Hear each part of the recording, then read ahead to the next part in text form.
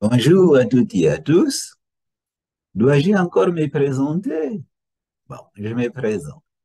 Je m'appelle Germano Veracruz. Je suis professeur de psychologie dans une université française. Mais actuellement, je me trouve en Suisse, à Lausanne, dans le cadre d'un séjour professionnel comme je l'ai fait tous les ans. Alors, je suis de retour aujourd'hui parmi vous pour le sixième épisode de ma série de vulgarisation scientifique en sciences humaines appelée 10 milliards de poussières. Alors, l'épisode d'aujourd'hui est un petit peu spécial parce que je vais vous parler d'une théorie, la théorie du renversement psychologique. Alors, cette théorie parle du paradoxe humain. C'est quoi le paradoxe humain? Eh bien, je vais vous donner quelques exemples de paradoxes humains avant de commencer ma présentation proprement dite. Vous connaissez sans doute Marcel Proust. Marcel Proust, c'est un écrivain français qui est déjà décédé. Il a écrit un roman qui s'appelle Du côté de chez Swann. Du côté de chez Swann, c'est fait partie d'une trilogie de romans appelée À la recherche du temps perdu. Eh bien, du côté de chez soi, mais Marcel Proust raconte une scène dans laquelle il y a une dame. Cette dame-là, on va l'appeler Rose. Alors, on l'appelle Rose parce qu'en fait, j'ai oublié son prénom. Ça fait longtemps que j'ai lu ce livre, mais appelons-la Rose. Rose, c'est quelqu'un qui a des domestiques. Elle est particulièrement ignoble et cruelle avec ses domestiques. Eh bien, un jour, Rose va au théâtre pour regarder une pièce du théâtre. Dans cette pièce du théâtre, il y a une scène dans laquelle une dame a des domestiques et se conduit de manière cruelle, ignoble, inhumaine avec ses domestiques. Eh bien, cette scène-là, quand Rose a regardé cette scène au théâtre, elle était émue jusqu'aux larmes. Qu'est-ce qui explique que cette dame qui elle-même a été cruelle avec ses domestiques, quand elle est allée regarder une scène qui est semblable à celle, à la sienne, en quelque sorte, à cette situation de vie, en quelque sorte, elle était émue jusqu'au là. Qu'est-ce qui explique cela? Eh bien, euh, c'est là le paradoxe humain. Je vais prendre un autre exemple. Bon, il y a pas mal d'hommes puissants, les hommes puissants, entre guillemets, qui ont été balayés par MeToo. Si vous vous souvenez bien, ben, c'est toujours le cas, mais il y a le moment fort de MeToo. Donc, cet homme-là, je ne dirai pas son nom, ça se passe aux États-Unis. À un moment donné, le moment fort de MeToo, il a été dénoncé par plusieurs femmes parce que dans l'institution dans laquelle il occupait une fonction très importante, en fait, il profitait des jeunes filles stagiaires, les jeunes filles qui venaient d'arriver pour travailler, d'être embauchées, pour demander des faveurs sexuels, en quelque sorte, il a abusé de ces jeunes filles-là. À ce moment-là, il a été dénoncé et donc, bon, bah, il était complètement balayé. Maintenant, il a disparu de la circulation. Mais quand les dénonciations ont commencé, sa femme, son ex-femme et beaucoup de femmes qui les connaissaient se sont prononcées en sa faveur. Ils disaient de cet homme-là que cet homme-là était gentil, il était agréable, et même il donnait beaucoup d'argent à des causes, à des organisations féministes, ce qui a été attesté comme étant vrai. Alors, comment s'explique? Comment est-ce qu'on peut expliquer le fait que cet homme-là, qui était gentil, agréable avec ses femmes, avec ses enfants, avec les gens qu'il connaissait, qui donnait beaucoup d'argent à des causes féministes, lui-même se comportait de cette façon-là avec les stagiaires, avec les personnes qui venaient d'être embauchées, les jeunes filles qui venaient d'être embauchées? Le paradoxe humain. Alors, je vais vous donner encore un autre exemple beaucoup plus fort. Supposons que vous êtes au jardin de Luxembourg à Paris. Les dimanches, il y a beaucoup de gens qui vont là, et surtout, il y a beaucoup d'amoureux, des gens qui sont là, ils s'embrassent, ils main dans la main, ils se promènent, ils jouent, etc., etc. Si vous prenez à part un de ces couples-là, et vous les interrogez sur leurs sentiments amoureux l'un à l'égard de l'autre, ben, ils vont vous dire ben, combien ils aiment leur partenaire, comment ils se sont retrouvés, comment la passion est forte, etc., etc. Mais est-ce que c'est toute la vérité? C'est pas faux ce qu'ils disent, mais c'est pas toute la vérité. Eh bien, vous pouvez recourir à votre propre expérience personnelle. Vous savez que bon, l'amour n'est pas toujours au top comme ça. Il y a des moments où on aime beaucoup, il y a des moments où on aime moins. Et parfois, il y a des moments même où nous détestons notre partenaire. C'est-à-dire que parfois, dans une journée ou parfois d'un jour à l'autre, nos sentiments peuvent basculer d'un amour très fort, voire d'un moins en moins d'amour, voire parfois des moments où on déteste notre partenaire. Qu'est-ce qui se passe dans ces cas-là? Le renversement psychologique ou ce qu'on appelle le paradoxe. Si vous interrogez les parents des enfants, prenez n'importe quel parent, vous l'interrogez, des milliers de parents, et ils vont vous dire qu'ils aiment tellement leurs enfants, ils sont prêts à mourir pour eux. Ce qui est vrai, c'est pas faux du tout. Mais ce qu'ils vous diront pas, c'est qu'il y a des moments, ils aiment moins leurs enfants. Ils les détestent parfois même. Parfois, ils auraient voulu qu'ils ne soient pas leurs enfants parfois. Pourquoi de temps en temps on passe comme ça d'un sentiment à l'autre, d'une attitude à l'autre? Le renversement psychologique. Eh bien, ce que je vais vous expliquer aujourd'hui, c'est ça. C'est le paradoxe humain. Nous autres humains, nous sommes paradoxaux. Nous autres humains, nous sommes des êtres complexes. Nous avons l'habitude de simplifier les choses, surtout dans les jours qui courent, dans les temps qui courent, de croire que les gens sont soit bons ou soit mauvais. Il y a des gens qui sont, la plupart du temps, sont bons, mais de temps en temps, peuvent être méchants. Il y a des gens qui, la plupart du temps, sont méchants, mauvais, et de temps en temps, ils font des choses bien aussi. Qu'est-ce qui explique ça? C'est ça que je vais essayer de vous expliquer avec la théorie du renversement psychologique. Donc, je vais partager ma diapo pour commencer ma présentation. Comme je l'ai fait, comme je l'explique souvent dans cette série-là, et donc, la diapo, vous pouvez la télécharger. Dans le descriptif de cette vidéo, vous allez trouver le lien pour télécharger la diapo. Comme ça, vous n'êtes pas obligé de rester à m'écouter pendant que je fais ma présentation.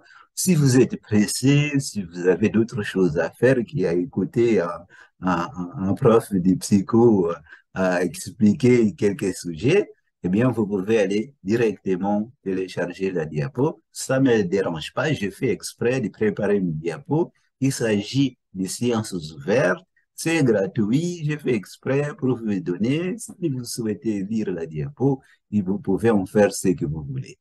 Je partage ma diapo et je commence ma présentation. Bon, je vais commencer la présentation du 6e épisode de ma série de vulgarisation scientifique en sciences humaines intitulée 10 milliards de poussières. Alors, le sujet aujourd'hui, comme je vous ai dit tout à l'heure, c'est ce qu'on appelle la reversal theory en anglais. En français, c'est la théorie du renversement psychologique, qui est une théorie de Michel Apter. C'est une théorie qui vise à expliquer ou à comprendre le paradoxe humain. Je vais commencer par expliquer encore, donner quelques exemples sur le paradoxe humain, et après on va revenir sur le cœur même de la théorie. Quand nous considérons comme absurde ce qui ne nous apparaît pas logique, nous prouvons simplement que nous ne connaissons rien à la nature, disait Marc Chagall, qui est un artiste peintre français d'origine ukrainienne qui est déjà décédée. Voici un premier exemple. Un jeune homme aimable, mais c'était un jeune homme aimable et modeste, au visage agréable. Et voici quelques-uns des témoignages déposés au tribunal. Il n'avait jamais prononcé une parole blessante envers quiconque. Il était toujours bien élevé et poli. Il avait aidé une vieille dame dont la fenêtre avait été cassée en payant lui-même les réparations. Il avait sauvé la vie du fils d'un des de ses amis qui avait besoin d'une opération en urgence en l'amenant lui-même à l'hôpital et avait même payé tous les frais. Il n'aimait rien tant qu'il passait sa journée à pêcher tranquillement. Comme un témoin l'avait dit, il n'aurait pas fait de mal à une mouche. Et pourtant, ces jeunes hommes serbes de Bosnie, poursuivis par le tribunal pénal international de La Haye, semblaient avoir exécuté au minimum 13 prisonniers musulmans pendant la guerre de l'ex-Yougoslavie, avec un sadisme particulièrement choquant. Un monstre ou un saint? Pourquoi? Pendant longtemps, avons-nous eu du mal à croire aux affaires de pédophilie dans l'Église catholique, je me réfère. Une des raisons, sans doute, est liée au fait que nous avons beaucoup de mal à envisager que les personnes que nous voyons tous les jours incarner la gentillesse, l'empathie, l'amour du prochain et le dévouement aux autres puissent faire autant de mal à des enfants. C'est difficile à comprendre dans le cadre d'une logique de la vérité, d'une logique de la rationalité. Un rebelle charmant. Alors là, je vais vous raconter une expérience personnelle. Il y a quelques années maintenant, j'étais un jeune journaliste travaillant en Afrique. Un jour, suite aux accords qui ont permis à un certain pays de l'Afrique subsaharienne de sortir d'une guerre civile qui dura 27 ans, moi et d'autres collègues provenant presque du monde entier, nous avons rencontré pour la première fois, lors d'une grande conférence de presse, le leader des forces armées rebelles. La guerre civile dont je parle a été une des plus violentes que le monde n'a jamais, que le monde avait jamais connues. Les forces rebelles avaient commis des massacres des civils innocents, d'enrôlements forcés d'enfants utilisés par la suite comme des soldats, des viols collectifs sur les femmes, etc. Les forces gouvernementales, elles aussi, avaient commis des atrocités sur des civils innocents. Sûrement, la plupart des journalistes présents ces jours-là s'attendaient à rencontrer un monstre, le diable incarné. Or, bien au contraire, nous avons fait face à un homme qui, non seulement était aimable, charmant, cultivé, éloquent, il était extraordinairement drôle, il nous a littéralement fait plier de rire ces jours-là.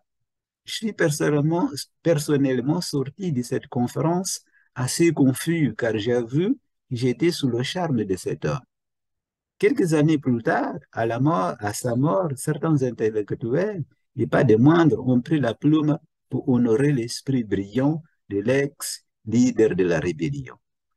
La question est-ce que ce chef rebelle est un monstre dont les habiletés manipulatrices cachaient sa vraie personnalité, ou était-il un homme adorable, charmant, soit mal compris, soit victime lui-même des circonstances, ou alors était-il un homme parmi ceux qui se disent que la fin étant juste justifie les moyens employés? Un Asie exemplaire. Un Asie exemplaire? C'est une question. Le médecin-chef de l'hôpital de Steinhoff, je prononce mal ce nom allemand probablement, un officier nazi qui tua systématiquement des patients malades mentaux ou handicapés, appelé le meurtrier des masses de Steinhoff, fut capturé par les soviétiques à la fin de la guerre, la Deuxième Guerre mondiale, et emprisonné à la célèbre Lubyanka, la prison de Moscou tenue par le KGB. Un des co-détenus raconte que ce médecin mourut du cancer à l'âge de 40 ans. Mais il ajoute, avant de mourir, il se montra le meilleur camarade que vous puissiez imaginer. Il consolait tout le monde. Il a doté les normes morales les plus élevées. Il était le meilleur ami que j'ai jamais eu durant mes longues années de prison. Pour moi, c'est Nietzsche qui disait ça. Un homme cohérent, un homme qui se comporte sans contradiction et un homme inauthentique. Car la cohérence n'est pas humaine. Et il n'y a pas d'exception à cette règle. La cohérence dans le comportement est soit purement apparente, soit alors, si elle est induite consciemment, le résultat d'une hypocrisie, d'une certaine psychorigidité ou de la plus ou moins parfaite incarnation d'une posture. La nature du paradoxe. Donc, nous avons vu, j'ai décrit ici quelques paradoxes, certains paradoxes incarnés par des hommes criminels qui sont devenus célèbres. Alors, quelle est la nature de ce paradoxe? Comportement contradictoire ou illogique. Le terme paradoxe humain a été évoqué par certains chercheurs pour faire référence à ce qui, dans le comportement humain, semble n'être qu'hypo ou pas logique en partant de l'hypothèse raisonnable et de bon sens, comme celle que les gens veulent rester en vie, éviter la douleur, faire ce qui on veut la peine, être heureux et être cohérent. Lorsque de telles hypothèses de bon sens sont contradites, le résultat semble absurde et réclame des explications. Il faut préciser que le paradoxe n'est pas une qualité des choses elles-mêmes. Elle est plutôt associée à notre propre perception. Autrement dit, le paradoxe se trouvera donc dans la manière dont nous voyons les choses. Les extrêmes d'une normalité. Même si souvent ce sont des exemples de contradictions dramatiques qui nous choquent, comme les comportements des criminels présentés plus haut, ces conduites sont en général des cas extrêmes, assimilables à une exagération des formes de comportements normaux. Ils sont associés à des mécanismes que nous pouvons retrouver chacun jusqu'à un certain point dans notre propre comportement. Ainsi, nous nous poserons des questions comme celle-ci. Pourquoi les gens prennent-ils parfois des risques qu'ils n'ont pas à prendre? Pourquoi les gens travaillent-ils parfois avec moins d'acharnement à quelque chose qu'ils vont en être récompensés? Pourquoi la persuasion est-elle parfois contre-productive? Pourquoi les gens font-ils parfois leur possible pour aider leurs propres ennemis? Pourquoi est-il difficile de rester heureux très longtemps? La logique du désir et la logique de la vérité. Ce sont deux logiques différentes, celle du désir et celle de la vérité, et qui est à l'origine ou qui explique les contradictions ou le paradoxe. Les contradictions perçues dans le paradoxe humain n'ont pas de sens dans la logique de la vérité. Mais, nous le verrons, elles ont un sens même, elles sont un sens même de la logique du désir qui possède son propre type de rationalité. À titre d'illustration, le paradoxe incarné par les gens qui recherchent des sensations désagréables, par exemple, en allant au cinéma dans le but d'éprouver volontairement de l'anxiété, du dégoût ou du chagrin. Le paradoxe incarné par les personnes qui s'automutilent pour soulager une souffrance, le paradoxe du comportement des masochistes, paradoxe du comportement masochiste ou des personnes qui se comportent de façon masochiste. Ce comportement laisse perplexe parce qu'ils vont à l'encontre de l'hypothèse selon laquelle les gens cherchent des sensations agréables, à éviter la douleur, à se faire du bien. Au contraire, ces conduites nous renvoient à des individus qui se contradisent eux-mêmes au fil du temps, essayant tantôt d'éviter des sensations douloureuses ou négatives, tantôt les recherchent et les accueillent. Ces comportements qui semblent irrationnels peuvent trouver tout leur sens et être mieux expliqués, y compris dans un processus psychologique évoquant leur propre type de logique. La théorie du renversement psychologique, que je résumerai ici par TRP, une explication du paradoxe humain. Donc, cette théorie-là essaye d'expliquer le paradoxe humain. Critique de la théorie de la personnalité. Alors, la théorie du renversement, l'auteur de la théorie du renversement commence par faire une critique de la théorie de la personnalité. Michel Apter développa la théorie du renversement psychologique dans les années 1970. Dans son livre en langue française, expliquant son approche, Apter commence par faire une critique des approches de la personnalité fondées sur l'idée des traits de personnalité et qui suggère l'existence des traits stables comme facteurs qui influencent les attitudes et les comportements humains. Le modèle des traits de personnalité le plus connu est celui dit du Big Five. 5 traits de personnalité qui sont l'extraversion, l'agréabilité, la conscience, l'ouverture et l'émotion négative. Pardon. Pour les détails, vous pouvez consulter cette référence-là pour avoir plus de détails sur la théorie de la personnalité. Apter ne conteste pas complètement l'existence des traits de personnalité. Il estime cependant que l'explication des attitudes et du comportement humain par les traits de personnalité est réductrice en vue de la complexité des phénomènes humains. Apter considère que la personnalité humaine est essentiellement dynamique et que le concept des traits de personnalité, qui est à la base de la quasi-totalité de la recherche sur la personnalité, est plutôt simpliste et limitatif. Selon lui, si vous dites à quelqu'un que vous êtes comme ça, vous limitez finalement ses possibilités d'échanger. Vous restreignez en quelque sorte ce qu'il pourrait être. Donc, envisager la personnalité humaine de façon plus dynamique pour suggérer de nouvelles approches aux chercheurs qui s'avèrent libérateurs pour des patients ou des clients. Cela permet aussi d'expliquer divers paradoxes qui surgissent dans le comportement quotidien. Je ne nie pas qu'il existe des formes de cohérence qui se représenteraient sous la forme de personnalité, mais ces cohérences ne racontent qu'une partie de l'histoire et, à mon avis, à bien des égards, la partie la moins intéressante, dit Apter. Donc, le postulat de la théorie de renversement psychologique. Michel Apter, dans sa formulation de la théorie de renversement psychologique, parle de constatations suivantes.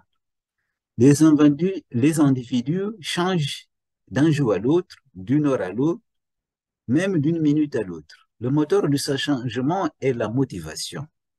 Vous voulez maintenant ceci, un peu plus tard, c'est là. Quand nos motivations changent, nous voyons le monde de points de vue différents et nous devenons des personnes différentes. Et évidemment, nous pouvons même, à un court instant, nous contredire nous-mêmes. Le bien-être implique, entre autres, notre capacité à naviguer au milieu de telles contradictions insignées et à en tirer profit en quelque sorte. Après avoir fait la critique de ce qu'il considère comme étant l'aspect limitatif des théories des traits de personnalité, Apter apporte une alternative en faisant valoir qu'il existe une structure qui sous-tend le comportement quotidien des individus. La théorie de renversement psychologique considère qu'au-delà de l'incohérence des comportements d'un individu, il y a un schéma qui sous-entend cette incohérence. Ainsi, Apter suggère qu'il existe 4 paires de motivations contradictoires.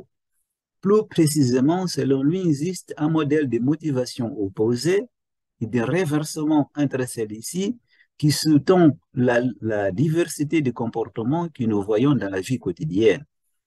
La connaissance de ces polarités et de leur alternance pour nous aider à comprendre divers comportements qui, à défaut, resteraient mystérieux. Cette compréhension enrichit notre perspicacité non seulement envers les autres, mais aussi envers nous-mêmes. Où que nous regardions, une telle connaissance nous aide à donner du sens aux choses. Ces 4 paires de motivations jouent un rôle important dans la vie des gens, de façon tantôt utile, tantôt nuisible, générant souvent des paradoxes et des anomalies. En définitive, selon l'auteur, elles rendent compte de ce qui signifie être humain d'une façon plus réaliste. En résumé, la théorie du renversement psychologique fait l'hypothèse que l'incohérence fait partie de l'humanité, mais aussi et surtout, il y a un schéma dans ces incohérences. Il n'y a pas simplement une collection toujours changeante de contradictions, mais un ensemble élémentaire de 8 états organisés en paires d'opposés qui fournissent une structure à ce qui, sinon, serait chaotique. Ces états forment un groupe clé qui, dans le cours normal des choses, est universel au sens où les individus en font tous l'expérience en expérimentant tous les états. Alors, voici maintenant le corps de la théorie, les quatre états motivationnels. Les quatre paires de motivations, dites aussi états motivationnels, opposés sont sérieux et enjoué, conforme, transgressif, maîtrise, sympathie, orienté pour soi, orienté pour autrui. Alors, entre parenthèses, ici, vous avez les noms de ces états-là, des noms qu'il a pris dans la mythologie grecque et des noms en anglais aussi. À l'origine de sa théorie, donc ça s'appelait télique et paratélique, mais dans son livre français, il appelle ces deux états sérieux enjoué, ensuite une deuxième paire conforme et transgressive, une troisième paire maîtrise, sympathie, et une quatrième paire orientée pour soi, orientée pour autrui. Ça veut dire que l'individu, il peut basculer de cet état motivationnel à cet état-là, et vice-versa. Il peut basculer de cet état motivationnel à celui-là, et vice-versa. Il peut basculer de cet état motivationnel, et vice-versa. Il peut basculer de cet état motivationnel, et vice-versa. Ici, vous voyez de façon schématique les quatre paires sérieux, enjoué, conforme, transgressif, sympathie, maîtrise, soit orienté pour soi, orienté pour autrui. Ici, j'ai résumé en mettant soi et autrui. Donc, un individu peut être à un moment donné dans l'état sérieux, et cet état sérieux le fait voir et agir d'une certaine façon. Ce même individu, quelques temps plus tard ou le lendemain, peut être dans un état enjoué, et cet état enjoué-là peut, en quelque sorte, les fait voir les choses et se conduire d'une certaine manière aussi. Nous allons voir ça avec plus de détails. Alors, quel est le fonctionnement général de ces modèles de renversement? Chaque état, par exemple sérieux ou maîtrise, représente une manière d'être complète qui voit le monde d'une façon particulière, agit dans un style particulier, à un point de vue particulier, et est capable d'éprouver certaines émotions plutôt que d'autres. Si nous prenons l'état sérieux, dans l'état sérieux, par exemple, on est dans un état motivationnel où on veut faire des choses sérieuses. On voit les choses de manière sérieuse. Mettons un étudiant qui est en train de passer un examen. Un étudiant qui est en train de passer un examen, il est dans un état sérieux. Donc, il évite les distractions parce qu'il veut avoir une note, une bonne note. Son objectif, c'est de réussir son examen, éventuellement pour réussir ses études, éventuellement pour trouver un travail. Donc, son état, son action, son attitude s'oriente par cet état-là sérieux en vue des objectifs qu'il souhaite atteindre, en quelque sorte. Ces mêmes étudiants, après l'examen, peut-être qu'il peut aller faire la fête avec ses amis, il sera à ce moment-là dans un autre état que l'état enjoué. Dans l'état enjoué, il a envie de boire une bière, de s'amuser, de rigoler, de rencontrer des histoires, il ne fait pas attention aux choses, il ne fait pas attention à son avenir, etc., etc. Donc, c'est une manière, c'est un état qui induit une manière de voir les choses, une manière de se comporter aussi, parce qu'il est dans un autre état, en quelque sorte. Ça se trouve, il va boire, et il va être animé, il va se distraire, il va raconter des histoires, peut-être qu'il va rentrer chez lui en prenant sa voiture avec la conséquence que ça peut avoir, etc. Vous voyez, un état joué qui peut conduire une façon de voir des choses, qui peut être un certain détachement, une certaine négligence, et qui peut avoir aussi des conséquences. Donc, chaque État contient ses propres affirmations et joies, mais aussi ses terreurs, ses désespoirs. Chaque État est défini par et ancré dans un désir sous-jacent. C'est pourquoi il s'appelle des États métamotivationnels. Tout vient de la motivation, dit Abder. Et une des conséquences est que chaque fois que vous renversez ou basculez entre des états motivationnels opposés, vous changez le monde dans lequel vous vivez, au sens où vous les voyez de façon totalement nouvelle. On pourrait dire que vous êtes quelqu'un de différent. Les individus sont tous caractérisés par toutes les quatre contradictions, c'est-à-dire les quatre états motivationnels, bien que chacun puisse être plus ou moins euh, importante dans chacun de nos vies. Et c'est une des manières dont nous différencions les uns les autres. Ce que ça veut dire, ça veut dire que euh, tout le monde peut expérimenter ou être dans les quatre différents états et basculer perdre d'état ou basculer de l'un en l'autre. Mais il est vrai aussi qu'il y a des individus qui sont davantage dans un état motivationnel que d'autres.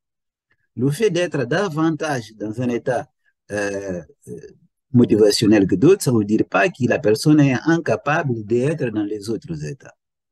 Si vous prenez par exemple un juge, il passe la plupart de sa vie, du fait de son métier, en quelque sorte, dans l'état sérieux. Parce que c'est quelqu'un qui passe le temps au tribunal à faire attention aux différentes affaires qu'il est chargé de juger, en quelque sorte. Donc, il passe la plupart de son temps dans l'état sérieux. Mais peut-être qu'il y a certains moments, il part avec sa femme ou sa famille au parc pour s'amuser. Et à ce moment-là, il sera dans un état en quelque sorte enjoué. Aussi, pour certains, comme l'autre ensemble, ce Rockefeller, John Rockefeller, qui était un homme d'affaires américain qui est maintenant décédé, et, et cet homme d'affaires-là, c'était quelqu'un qui était extrêmement amené ses affaires avec un état orienté pour soi, c'est-à-dire qu'il était très porté sur la concurrence par rapport à ses concurrents, autres hommes d'affaires ou autres entreprises qui étaient en concurrence avec la sienne. Il cherchait naturellement à prendre l'avantage, c'est-à-dire orienté pour soi, à prendre l'avantage, le bénéfice pour lui-même, pour ses entreprises. Par contre, c'était aussi quelqu'un qui était philanthrope et qui donc, il y avait des activités à lui où au contraire, il donnait beaucoup d'argent à plusieurs causes humanitaires, sociales, etc., etc. Il avait même une fondation qui lui permettait, qui existe toujours d'ailleurs, qui lui permettait de venir en aide aux autres. Dans ces cas-là, il était orienté pour autrui. Orienté pour autrui, c'est lorsqu'on est plus empathique, on porte de l'aide, on fait attention aux autres en quelque sorte. Alors que quand on est orienté pour soi dans ses affaires, lui, il cherchait les avantages pour lui et pour ses entreprises. Donc, il basculait d'un état à l'autre en fonction d'un état motivationnel à l'autre, en fonction de ses activités. Quand il était dans les activités caritatives et philanthropiques, il était orienté pour autrui. Quand il était dans ses affaires et de ses entreprises, pour développer ses entreprises, ses affaires, il était orienté pour soi. Et naturellement, cela induisait des comportements différents. Apta insiste sur le fait que parmi les 12 états d'une même paire, aucun n'est plus souhaitable que l'autre. Ainsi, par exemple, il n'est pas souhaitable d'être toujours sérieux et jamais enjoué ou vice-versa. Cependant, pour des personnes différentes, dans différentes circonstances qui demandent la mobilisation de différentes ressources cognitives ou matérielles, sujettes à différentes forces et faiblesses, chaque étape peut être joué d'une manière positive ou négative, fertile ou futile, appropriée ou inappropriée. À tout moment, dans chaque paire, un état est actif, ce qui crée une sorte d'accord choral en quelque sorte. Par exemple, si j'assiste à un match de football, je suis probablement la plupart du temps dans l'état enjoué, conforme, maîtrise et orienté pour autrui. Ces derniers parce que je suis complètement émotionnellement dans l'équipe qui je soutiens. Alors, je suis enjoué, pourquoi? Parce que c'est un divertissement, le foot, donc je suis animé, enjoué, je ne suis pas dans l'état sérieux. Je suis conforme, pourquoi? Parce que si je suis assis à regarder, je me conforme aux règles de football en quelque sorte. J'essaie de voir, le conforme, c'est celui qui se conforme aux règles de conduite qu'on demande de lui, qui se conforme aux règles du jeu, etc., etc. Je suis dans l'état maîtrise aussi, parce que j'essaie un petit peu de maîtriser parfois mes émotions. Il n'est pas, même si quand je suis joyeux, j'essaie de ne pas crier au point de déranger quand vous êtes dans un stade de foot. Certes, vous êtes enjoué, animé, mais il y a des choses que vous ne pouvez pas faire en quelque sorte. Et vous essayez aussi de faire en sorte que de rester calme, de rester dans une situation de contrôle, que les autres ne viennent pas vous déranger, que vous ne dérangez pas les autres aussi parce que vous êtes concentré sur le match. Vous êtes orienté pour autrui, vous êtes orienté pour autrui parce qu'à ce moment-là, vous voulez que les autres qui sont des joueurs de foot gagnent en quelque sorte, qu'ils soient joyeux, qu'ils vous transmettent de la joie en quelque sorte. Donc, chaque fois qu'un renversement survient, il se produit une bascule complète d'une façon de voir à une autre, un peu comme ce qui se passe lorsqu'on regarde un cube de nectar. Les cubes de nectar, ce sont des cubes qui provoquent des illusions d'optique. Donc, la fréquence de renversement peut varier. Un état donné peut se prolonger pendant des heures, la durée d'une bataille, d'un rendez-vous d'affaires, d'un rapport sexuel, ou plus longtemps encore. Il peut aussi changer souvent. Donc, on peut prendre cet exemple ci-dessus, une combinaison de quatre états dans lesquels l'état actif de chaque paire est en majuscule. Donc, si on conduit sa voiture et soudainement on arrive au feu rouge, la paire sérieux enjoué, je suis plutôt sérieux parce que à ce moment-là, je regarde le feu rouge qui me dit que je dois respecter une règle de ne pas passer parce qu'il peut y avoir un danger. Donc là, je suis dans un état sérieux, j'observe une règle sérieuse.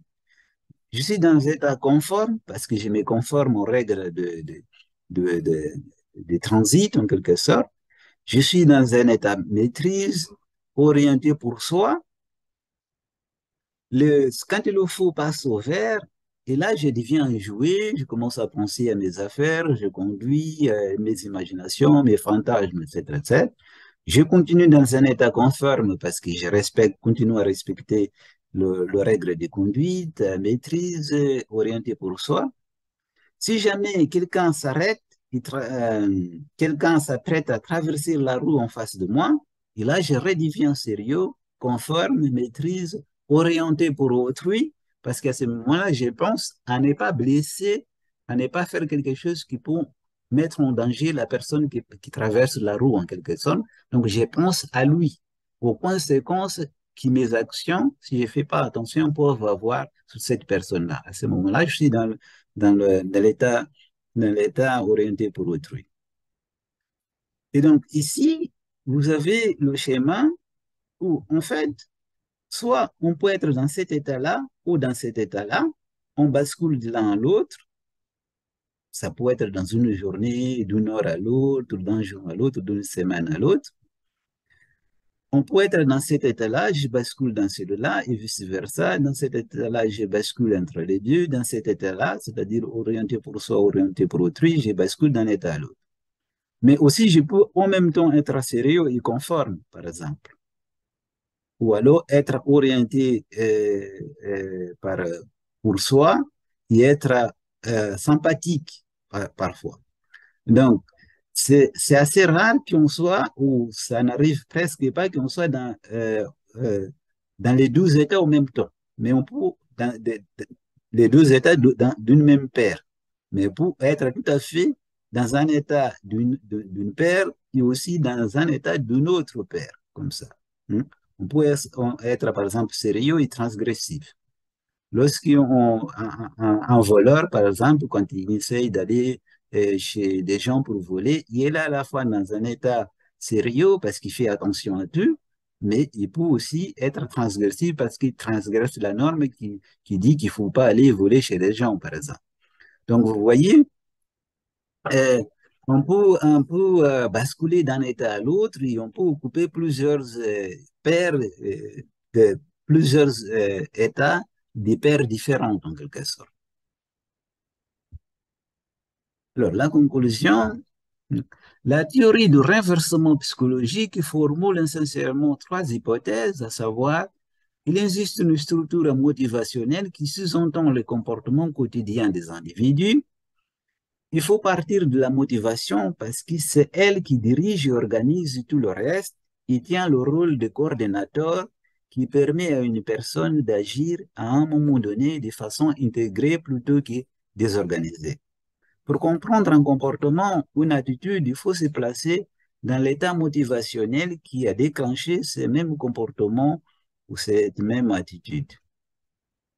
Durkheim constatait dans le suicide que ce sont les institutions qui façonnent le comportement des individus et que pour changer les comportements, pour changer les comportements des individus, il fallait commencer par changer les institutions qui les façonnent. Dans le cadre de la théorie métamotivationnelle d'Apter, ce sont les états émotionnels et les états motivationnels qui sous-entendent les comportements des individus. Et pour changer les comportements et les attitudes des individus, il faut commencer par changer les états émotionnels et motivationnels qui en sont à l'origine. Ainsi, par exemple, si l'on souhaite changer les comportements de santé ou sur la protection de l'environnement, il est nécessaire de développer des techniques de recherche pour détecter et analyser les états émotionnels et motivationnels qui sous-entendent, qui organisent les perceptions, les représentations, les attitudes, les comportements des individus sur la santé, l'environnement, etc.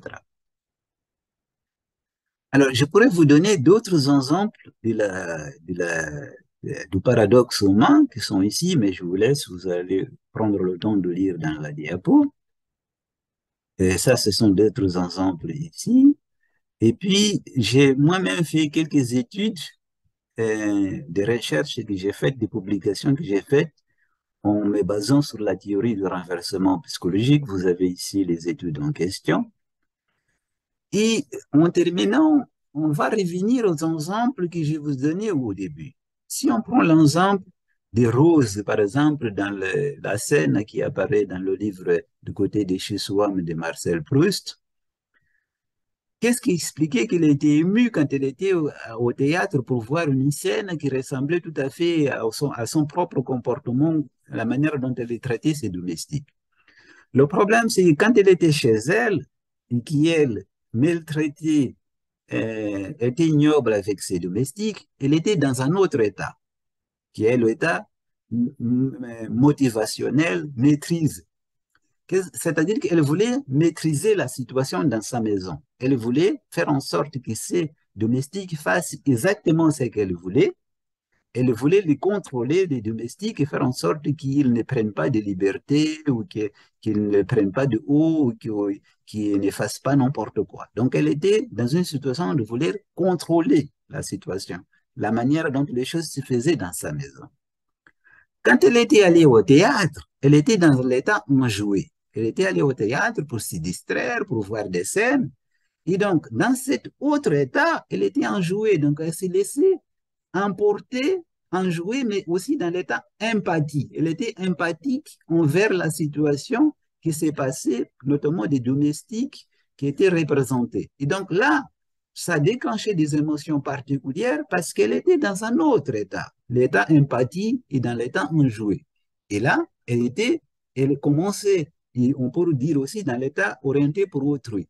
Donc, elle se mettait à la place de ces domestiques-là qui étaient maltraités. Elle pouvait sentir leur souffrance parce qu'elle était dans l'état empathie, dans l'état orienté par l'autre, et à ce moment-là, elle pouvait sentir des émotions qui étaient des émotions qui sont liées à l'empathie, c'est-à-dire souffrir à cause de la souffrance des autres, en quelque sorte. Vous voyez? Si on prend, par exemple, un autre exemple, l'exemple que je vous donnais de ce monsieur-là qui était gentil, qui était agréable avec les femmes, par ailleurs, avec sa femme, avec ses enfants, avec ses amis, et qui par ailleurs donnait beaucoup d'argent à des mouvements féministes, mais par contre, qui essayait de demander, d'abuser de son pouvoir en demandant des faveurs sexuels aux stagiaires dans son institution, en quelque sorte. Là aussi, ce sont des états motivationnels différents. Dans le cas où il était euh, dans son entreprise, il était là, c'était le patron, c'était le boss, c'est l'État maîtrise. Et c'est l'État orienté pour soi, c'est-à-dire quand il voyait ces femmes pour qui soit ils sentaient en sorte de désir, parfois qu'on peut qualifier de démesuré, et puis il était donc dans l'état de vouloir absolument profiter, c'est-à-dire il maîtrise la situation, il est le patron, c'est sa propriété en quelque sorte pour s'approprier de qui est disponible en quelque sorte, ce qui ne justifie en rien, soyons clairs. Hein. Il était aussi dans l'état transgressif, c'est-à-dire qu'il s'était transgressé une norme euh, qui devait obéir, de ne pas abuser de son pouvoir, en quelque sorte. Donc, ces différents états motivationnels dans lesquels ces mêmes individus pouvaient basculer d'un moment à un autre selon les situations, pouvaient expliquer les comportements différents, si vous voulez avec sa femme, avec ses amis, avec les personnes avec qui il donnait d'argent dans les associations féministes, etc., il était plutôt dans un autre état, celui d'orienter pour autrui, l'état de sympathie, de sympathiser avec une cause, etc., etc. Et donc, voilà, on peut prendre plusieurs éléments et les expliquer en fonction de plusieurs comportements, parfois contradictoires et paradoxaux des êtres humains. Il est expliqué par le fait que ça correspond à des états motivationnels différents dans lesquels les gens voient le monde d'une certaine façon, perçoivent les choses d'une certaine façon, se conduisent d'une certaine façon, ou des objectifs aussi différents. C'est ça qui dit cette théorie. Je voulais vous expliquer un petit peu la théorie du renversement psychologique. Toute théorie est discutable et n'est pas parfaite. En tout cas, c'est ça qui dit cette théorie. Vous pouvez réfléchir éventuellement, vous pouvez avoir des critiques à l'égard de cette théorie. Elle essaie d'expliquer des phénomènes humains avec des limites qui ont toujours toutes les théories. Et puis chacun pourra plus ou moins adhérer à une théorie ou à une autre, peu importe. Je vous dis pas d'adhérer complètement à cette théorie-là ou pas, ça c'est votre choix. Quant à moi, ça m'a aidé cette théorie-là à expliquer certains phénomènes, à mieux comprendre certains phénomènes en tout cas. Voilà pour aujourd'hui. Je vous laisse. Je ne sais pas quand est-ce que je vais venir pour le septième épisode de ma série de vulgarisation scientifique. Je vous embrasse. Je vous souhaite tout des beaux et des meilleurs. Je vais finir mon séjour ici en Suisse et retourner en France dans mon quotidien universitaire. Je vous dis à bientôt. À bientôt. Merci. Obrigado. Até a próxima. Tchau. Tchau.